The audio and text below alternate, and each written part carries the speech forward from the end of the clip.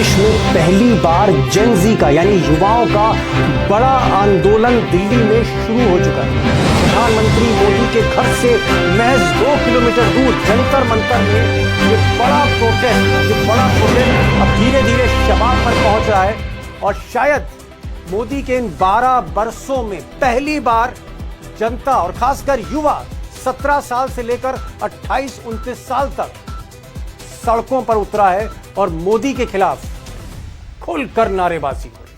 नरेंद्र प्रधान इस्तीफा दो, इस्तीफा दो, इस्तीफा दो। तानाशाही नहीं चलेगी, नहीं चलेगी, नहीं चलेगी। अब दोस्तों दिल्ली में आज तड़के ही जब रेलवे स्टेशन, चाहे वो पहाड़गंज का रेलवे स्टेशन हो या फिर पुरानी दिल्ली का रेलवे स्टेशन हो, जब बच्चों की भीड़ पहुंचने लगी रेलवे स्टेशन पर, बस अड्डों पर, तो सुबह ही सुबह जंतर मंतर जहां प्रोटेस्ट हो रहा है वहां पर दिल्ली पुलिस कमिश्नर के इंस्ट्रक्शंस पर भारी संख्या में paramilitary, rapid action force, tear gas squad, इसके अलावा क्विक रिएक्शन टीम्स और दिल्ली पुलिस की फौज इकट्ठा होने लगी। चारों तरफ से बैरिकेडिंग होने लगी। आप कह सकते हैं कि सुबह ही सुबह जंतर मंतर को छावनी में तब्दील कर दिया गया था, लेकिन यहाँ पर छात्रों का तांता आना लगा रहा, रुकने का नाम नहीं ले रहा।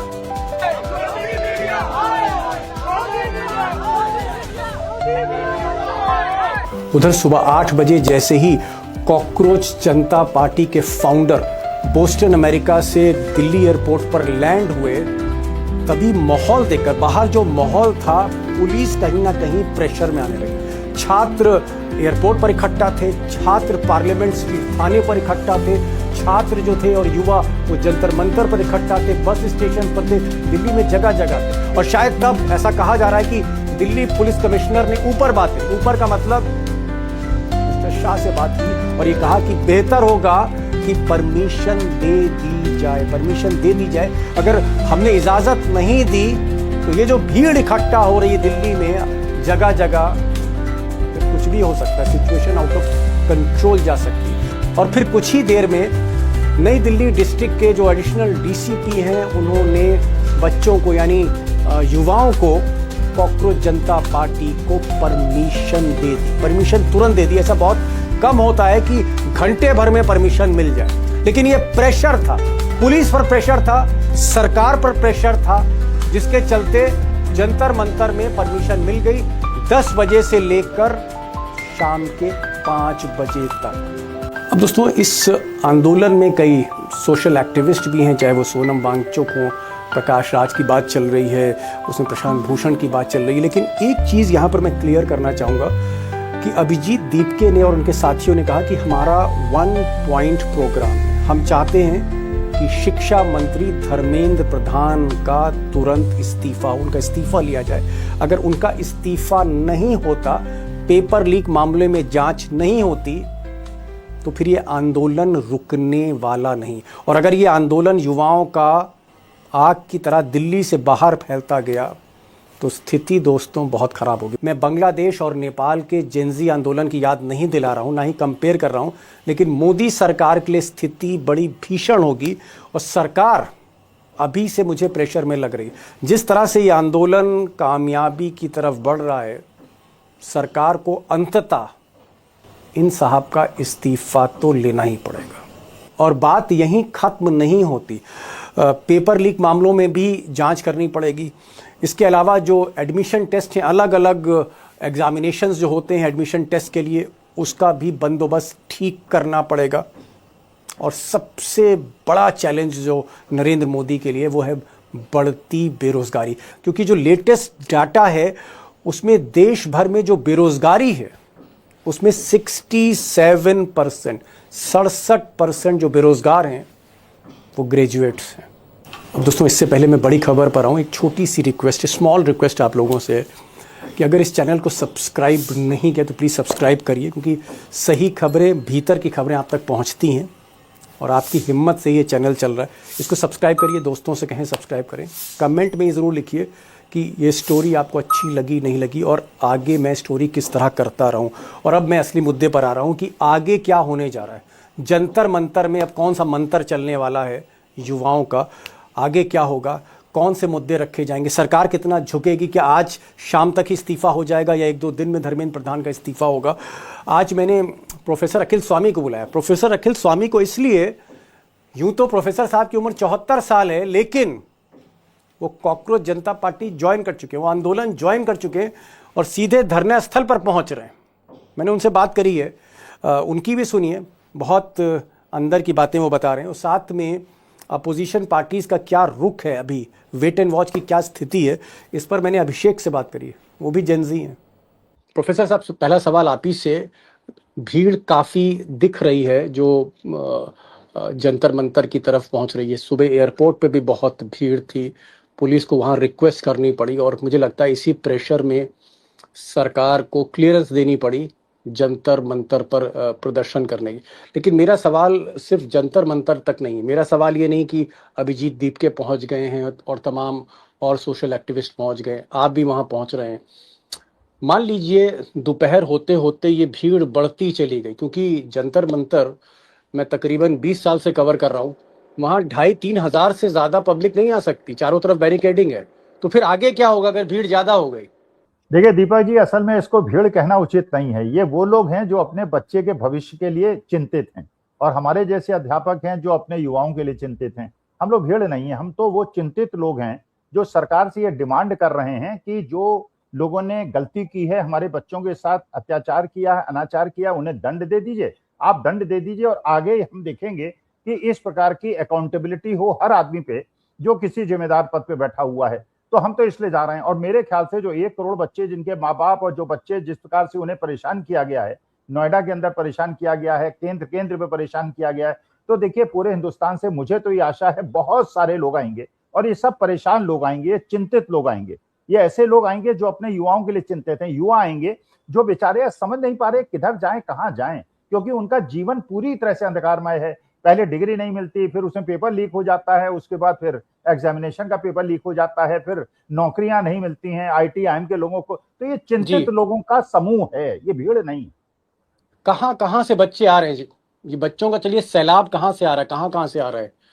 क्योंकि मैं देख रहा था कुछ बच्चे उत्तराखंड से थे, कुछ बुलंदशहर के थे, कुछ रामपुर के थे।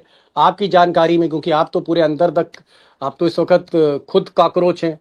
नहीं दीपक जी, जो मुझे सूचनाएं और जिस प्रकार का सहयोग मुझे मिला, हाँ कुछ लोग मेरे को क्रिटिसाइज कर रहे हैं, कुछ लोग कह रहे हैं कि आप जो हैं दिशा विहीन, और ये भी मैं आज सुबह सुन रहा था कॉकरोच जनता पार्टी के सब जो वो हैं प्रवक्ता, कि भाई राइट भी उन्हें हिट कर रहा है, लेफ्ट भी उन्हें हिट कर रहा है, सेंटर भी हिट कर रहा है, इसका माने वो सही रास्ते पे हैं। देखिए हम तो जो कंसर्न है बच्चों की, मैं देखिए कॉज के साथ हूं, मैं लीडर के साथ नहीं हूं। कल अगर देखिए जब राहुल गांधी ने पदयात्रा की थी, भारत जोड़ो पदयात्रा, में 13 किलोमीटर उनके साथ चला था, 3 किलोमीटर नहीं 13 किलोमीटर। और मैं कभी 2 किलोमीटर से ज्यादा अपनी जवानी में भी नहीं चला, मैं 13 किलोमीटर बुढ़ापे में ठंड में चला, इसलिए चला। I was with A cause, today I am with A cause. कल अखिलेश यादव यात्रा निकालेंगे, मैं उनके साथ चला जाऊंगा, तेजस्वी निकालेंगे, मैं उनके साथ चला जाऊंगा, राहुल निकालेंगे, मैं उनके साथ चला जाऊंगा। जो भी इस कॉज में हमारे साथ है, हमारे बच्चों के साथ है, मेरे युवाओं के साथ है, मैं उसके साथ हूं। अभिषेक, जिस सवाल मैं प्रोफेसर साहब से कर रहा था, मान लीजिए अगर ये, आप तो जंतर मंतर को काफी समय से देख रहे हैं, कवर कर रहे हैं, अगर ये पब्लिक बढ़ती है 3,000, 4,500, 5,000, तो जंतर मंतर पे तो 2-2.5 हजार से ज्यादा पब्लिक आ नहीं सकती। फिर कोई ऑल्टरनेट अरेंजमेंट ऐसा कुछ, फिर क्या होगा इस भीड़ का? दीपक जी, जिस प्रकार की चर्चा चल रही है और जैसा अंदेशा भी जताया जा रहा है कि ये 2-2.5 हजार की भीड़ नहीं है, ये भीड़ 15-20 हजार भी हो सकती है या उससे भी आगे निकल सकती है, क्योंकि 1 करोड़ से ज्यादा पूरे देश में इस तरह से परेशान छात्रों की, स्टूडेंट्स की संख्या है, जो किसी कंपटीशन की या CBSE की या सेंट्रल यूनिवर्सिटी एंट्रेंस टेस्ट या नीट की किसी तरह की तैयारियों में सिस्टम के द्वारा मार खाए हुए लोग हैं। अब सवाल है कि इसका अगर 1% भी आता है तो वो 1 लाख लोग होते हैं। 1-1.5 करोड़ के करीब स्टूडेंट है देश में, अगर 1% भी आते हैं तो 1 या 1.5 लाख लोग होते हैं। तो ये देखना है कि किस प्रकार की स्थितियां बनती है। लेकिन दिल्ली में प्रशासन की जो तैयारी है वो यही है कि अगर ये भीड़ बढ़ती है तो इसके लिए रामलीला मैदान मुहैया कराया जा सकता है। और मुझे लगता है रामलीला मैदान बहुत ज्यादा दूर नहीं है, मतलब जंतर मंतर से। कि रामलीला मैदान की कैपेसिटी मैक्सिमम 1 लाख लोगों की है, और रामलीला मैदान मुहैया कराए जाने का मतलब ही है कि सरकार नौजवानों के मुद्दों को लेकर के कहीं ना कहीं बड़े आंदोलन से डर रही है और साफ साफ एक जगह दे रही है कि भाई आप लोग जो करना चाहते हो करें, क्योंकि सरकार को यह लग रहा है कि अगर यहां रोकने की कोशिश होती है तो ये देश के दूसरे हिस्सों में अगर फैलता है तो कहीं ना कहीं कॉकरोच जनता पार्टी या विपक्ष का जो नैरेटिव है वही सेट होगा। और नौजवानों का मुद्दा जैसे ही केंद्र में आता है तो भारत ही नहीं दुनिया में कोई भी सरकार डरना शुरू हो जाती है। जी प्रोफेसर साहब, आपकी इस वक्त मांग क्या है? धर्मेंद्र प्रधान का इस्तीफा कि एजुकेशन मिनिस्टर इस्तीफा दे। मान लीजिए प्रेशर बढ़ता है आप लोगों का, प्रोफेसर्स और स्टूडेंट्स का, और सरकार जो है वो अल्टीमेटली धर्मेंद्र प्रधान से इस्तीफा ले लेती, तो फिर उसके बाद क्या है? क्या ये जो आपकी मांग है उसके बाद आंदोलन खत्म? देखिए, केवल सवाल धर्मेंद्र प्रधान का नहीं है। जो भी आदमी जिम्मेदार पद पे बैठा है वो संवैधानिक कर्तव्यों का निर्वहन करे। अगर मुख्य चुनाव आयुक्त का यह कर्तव्य है कि निष्पक्ष चुनाव कराए तो वो भी निष्पक्ष चुनाव कराएं। अगर माननीय न्यायालयों का यह कर्तव्य है कि देश की जनता के जनमत का ध्यान रखे और संविधान का ध्यान रखे तो संविधान का ध्यान उनको भी रखना पड़ेगा, सबको रखना पड़ेगा, मुझे भी रखना पड़ेगा, दीपक जी आपको भी रखना पड़ेगा। हम अकाउंटेबल होंगे। जो भी जिम्मेदारी हमें संविधान ने सौंपी है और बाबा साहब भीमराव अंबेडकर और महात्मा गांधी के सिद्धांतों से जो बाएं दाएं जाएगा, जो भी देश के अंदर हिंसात्मक कार्यवाही करेगा या विद्वेष फैलाएगा या धार्मिक जातीय उन्माद करेगा, वो किसी भी पार्टी का हो, उसे दंडित होना है। Everybody who is sitting on a chair has to be accountable and responsible. केवल धर्मेंद्र प्रधान का भी हो जाएगा। इसके बाद हम तो चाहेंगे जो भी आदमी जो भी जिम्मेदार पद पे बैठा है वो अपनी जिम्मेदारी को समझे, अपने को राजा महाराजा न समझे।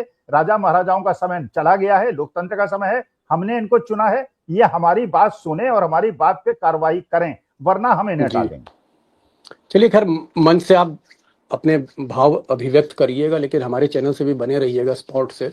अभिषेक, एक सवाल और आपसे, मैंने कहा आप तो पॉलिटिकल स्टैटिस्टिशियन हैं, पॉलिटिकल डेटा आपके पास रहता है, ये बताइए जो कांग्रेस पार्टी है और कांग्रेस पार्टी में राहुल गांधी जिस तरह से टी शर्ट पहनते हैं तो सीधा एक युवाओं के साथ कनेक्शन है।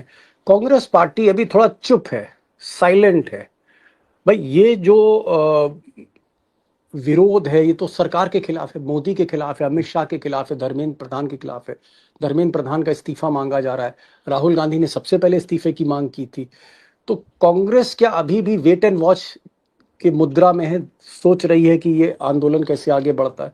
क्योंकि मुझे लग रहा है कि इसका जो मेजर बेनिफिशियरी है, अगर ये छात्रों का आंदोलन होता है तो जो सबसे बड़ी अपोजिशन पार्टी, फायदा तो उसी को होगा।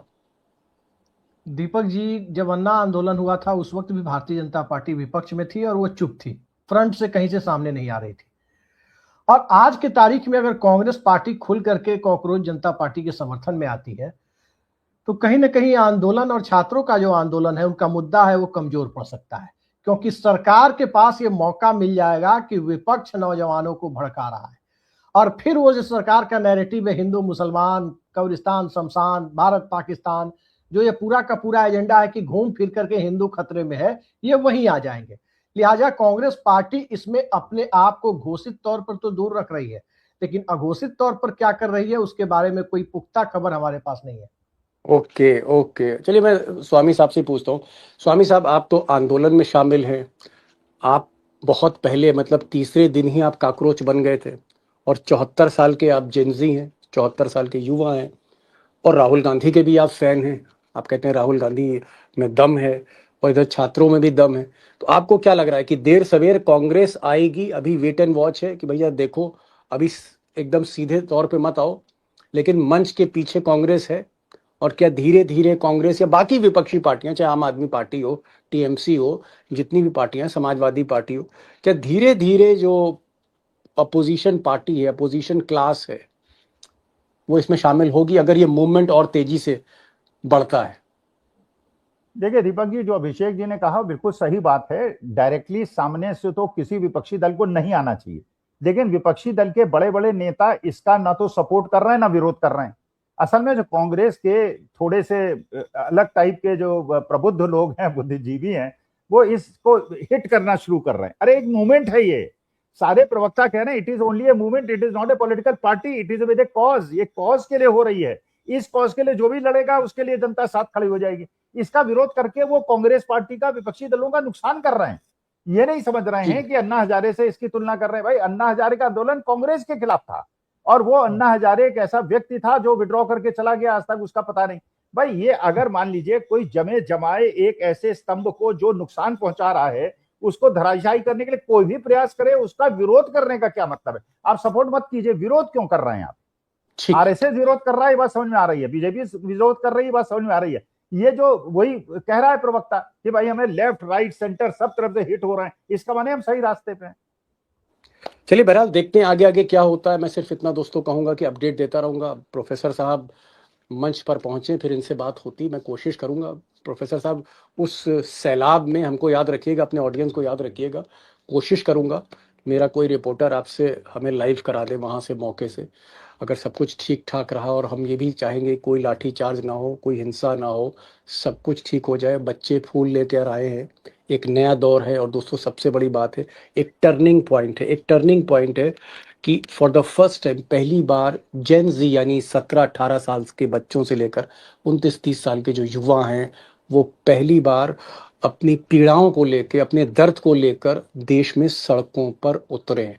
सरकार में खलबली, इतनी ज़्यादा खलबली कि सरकार कोशिश कर रही थी पहले इसको कन्फ्रंट करें, लेकिन जब पब्लिक देखी रेलवे स्टेशन पर या फिर बस अड्डों पर तो धीरे धीरे सरकार ने सोचा कि परमिशन दे दी जाए, इस गुस्से को कहीं ना कहीं आउटलेट दिया जाए। इसको दबाएंगे, सप्रेस करेंगे तो और ज़्यादा नुकसान होगा। लेकिन देखते हैं धर्मेंद्र प्रधान का इस्तीफा अब मंजूर होता है, मोदी मांगते हैं कि नहीं मांगते हैं।